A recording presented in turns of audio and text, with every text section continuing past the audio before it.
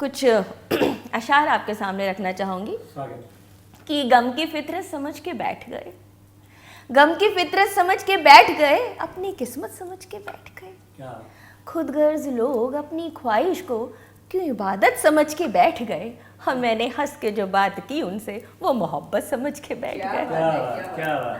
और हम ना बोले अगर कभी उनसे वो अदावत समझ के बैठ गए। अपनी बदनामियों को भी श्वेता लोग इज्जत समझ के बैठ गए। अपनी बदनामियों को भी श्वेता लोग इज्जत समझ के बैठ गए। अभी देखिए कुछ मेरे पसंदीदा अशार हैं आपके सामने रखती हूँ कि ये माना मुस्कुराने का मज़ा कुछ और होता है।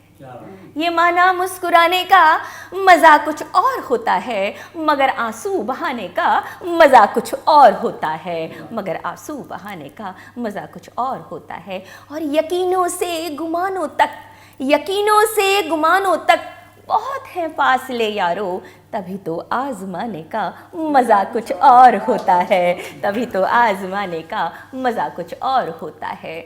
और ये माना चांद के आगे दिया कुछ भी नहीं होता, ये माना चांद के आगे दिया कुछ भी नहीं होता, दिया फिर भी जलाने का मज़ा कुछ और होता है, दिया फिर भी जलाने का मज़ा कुछ और होता है।